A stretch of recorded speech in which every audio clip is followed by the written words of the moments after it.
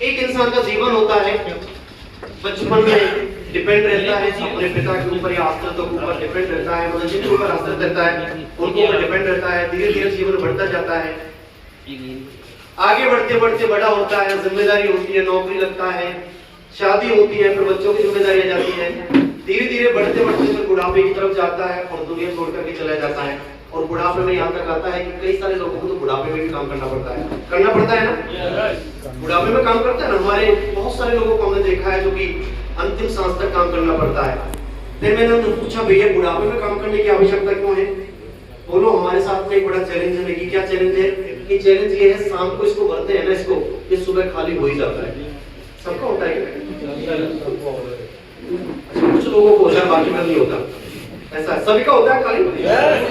अच्छा दीदी, आप लोग भी बिंदास होकर के बोल सकते हैं, अब यहाँ पर कोई पति पत्नी नहीं है, सब लोग लीडर है, सब लोग हिंदुस्तानी है, सब लोग इंडिपेंडेंट है, सब लोग अपने जीवन में अपनी जिम्मेदारी लेकर के चल रहे हैं। क्योंकि जिस दिन हम पैदा हुए ना तो हमारा कोई पति था, ना हमारी कोई पत्नी थी, ना कोई हमारा बेटा था, ना कोई हमारी बेटी थी, अकेले आए थे।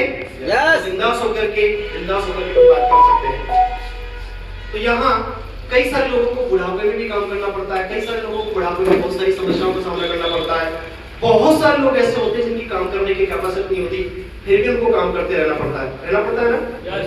देखा है, मैं मेरी बातों से आप मतलब अच्छी तरीके से रिलेट कर पाओगे। मैं जो बातें कहना चाह रहा हूँ आपको आरसीएम समझना है, इसलिए मैं सारी बातें आपसे कहना चाह रहा हूँ। ये आरसीएम अभियान, ये व्यवस्था है, डायरेक्ट सेलिंग इंडस्ट्री क्या है, कई सारे लोगों को नहीं पता होता। कई सारे लोग इसको जिस तरीके से भी देखते हैं उसी तरीके से इसके बारे में भूमिका बनाना शुरू कर देते हैं।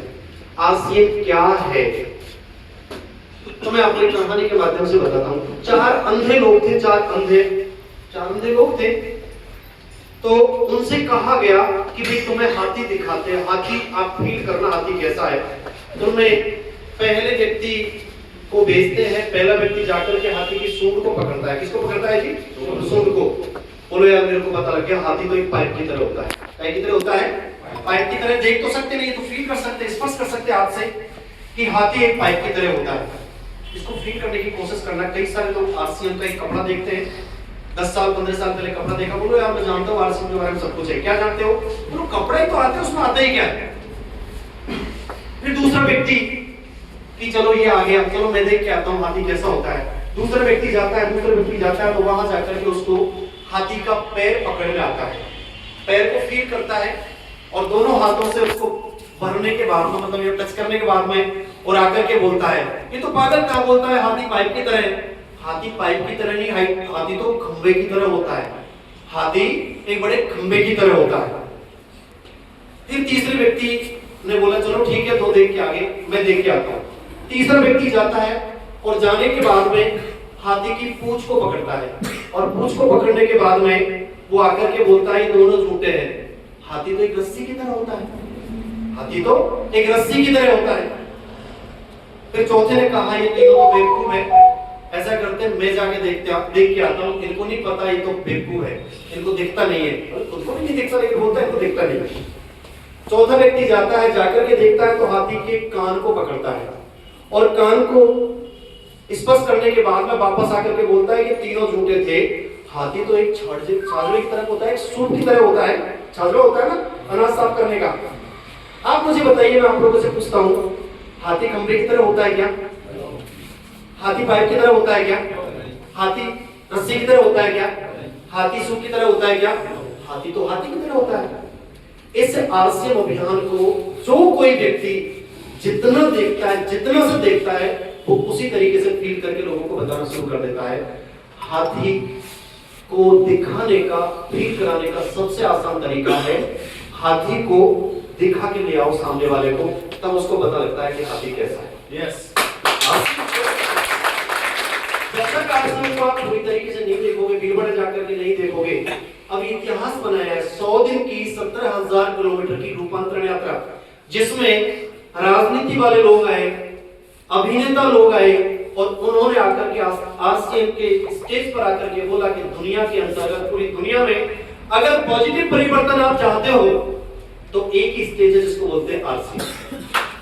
वहां जाकर के आप अपने जीवन में वो कर सकते हो जहां आप कोई भी किसी भी व्यक्ति को उस लेवल तक नहीं पहुंचा सकता। हर तबके के लोगों ने लाकर के लाए, माहौल दिखाया और देखने के बाद में फील किया कि यार आसिम तो ये हम तो समझते थे कपड़े आते हैं, कोई समझता इसमें दवाई आती है, कोई समझता इसमें तो लोगों को जोड़ने का काम है, कोई बोलते हैं कि इसमें झूठ बोलने का काम है। मेरा कहने का मतलब है अगर इस समुद्र रूपी आरसीएम में आपको गोता लगाना है ना और इसके हीरे मोती लेकर के आने हैं तो आपको इसके अंदर जाना ही पड़ेगा। तो जहां है बाहर से देख करके झाग देख करके आओगे तो आपको कोई आप जागे कुछ नहीं है। मोती हीरा मोती चाहिए तो आपको डुबकी लगानी पड़ेगी ना। आरसीएम में अगर आ गए और रियल मायने में आरसीएम को जानना, देखना, पहचानना चाहते हो तो इसमें टिक जाना और टिक करके जब इस काम को करोगे ना तो आपको रियल में आरसीएम नजर आने लग जाएगा कि आरसीएम क्या है। आदरणीय राकेश सर बोल रहे थे कि हमारे घर में 3 फौजी है और फौजी लोग अपनी जरूरत का सामान लेने के लिए कैंटीन में जाते हैं और आम इंसान भी जाते हैं। बोले आरसीएम को कौन लाएगा, मैं तो कैंटीन से लेके आऊंगा, मेरा दोस्त है ना, और टैक्स की छूट के साथ में प्रोडक्ट मिलेगा, टैक्स की छूट के साथ में प्रोडक्ट लेकर के आओगे। लेकिन जहर के बने हुए बिस्किट कैंटीन राइस ब्रांड में तो नहीं बना सकता ना। जहर के बने हुए बिस्किट लेकर के आओगे, जहर रूपी पाम ऑयल से बने बिस्किट लेकर के आओगे, मैदा के बने बिस्किट लेकर के आओगे। अरे कैंटीन के अंतर्गत केवल और केवल टैक्स की छूट मिलती है, बाजार की मैन्युफैक्चरिंग यूनिट्स के अंतर्गत जो जिस प्रोडक्ट में प्रोडक्ट बनता है ना उसको चेंज नहीं कर सकता है। ये है तो यहाँ पर आदरणीय राकेश सर 3 कैंटीन कार्ड होने के बावजूद भी आरसीएम से सामान लेते हैं, फ्री का सामान लेते हैं और लोगों को मोटिवेट करते हैं और आज बहुत सारा पैसा आता है। आरसीएम के रॉयल्टी जैसे बहुत संतान वाले मुकाम पर है। आप लोगों को भी ऐसा लेना चाहिए कि नहीं लेना चाहिए? लेना चाहिए। चलिए अब कुछ ऐसे साथी हमारे इस बीच में जिम्मेदार साथी है जो रॉयल्टी जैसी इनकम लेते हैं, लेकिन रॉयल्टी की इनकम लेने वाले साथी रॉयल्टी की इनकम किस तरीके से लेते हैं? इनको ऐसा क्या बताया गया, इनको कौन सी बात बताई गई कि इन्होंने कमिटमेंट लेकर के, कमिटेड होकर के और एक तरफ आरसीएम को प्रायोरिटी पर रख दिया। 1000 काम होने के बावजूद भी आज यहाँ पर टाइम से आए, जितने बजे का प्रोग्राम था उतने बजे प्रोग्राम में आ गए। तो आरसीएम इनके लिए कमिटेड है। 2 से 3 तारीख को बिजनेस फाइनल करता है, 6-7 तारीख को इनके अकाउंट में पैसा डाल देता है। चाहे कितना भी बड़ा कोरोना आ जाए, चाहे कितनी भी बड़ी ट्रेजेडी आ जाए, कोई फर्क नहीं पड़ता, पैसा टाइम से टाइम आएगा ही आएगा। ये कमिटेड है तो आरसीएम इनके प्रति कमिटेड है। कई सारे लोग हैं टाइम देख कर आते हैं, बोलो यार चले जाएंगे, बोलो यार नमक की तो लेना है, बाकी सामान तो बाजार से ले लेंगे, सोचेंगे आरसीएम देखते हैं, बाकी घर के सारे काम कर लेंगे, जो बच जाए उसके बाद आरसीएम कर लेंगे, टाइम मिलेगा तो आरसीएम करेंगे, टाइम नहीं मिलेगा तो नहीं करेंगे। पता है आपको आरसीएम कितना इंटेलिजेंट है? आरसीएम भी ये सोचता है पूरी दुनिया को पैसा दे दूंगा, अगर बच जाएगा तो तेरे को दूंगा, नहीं किसी को नहीं। जो सोचते हैं ना कि यार टाइम होगा तो आरसीएम करूंगा, टाइम नहीं होगा तो नहीं करूंगा, इस तरीके से। अब एक कहानी सुना करके मैं रॉयल्टी एक्सपर्ट्स को बुलाना चाहूंगा, फिर आपको बहुत बेहतर तरीके से समझ में आएगा कि आरसीएम क्यों करना चाहिए।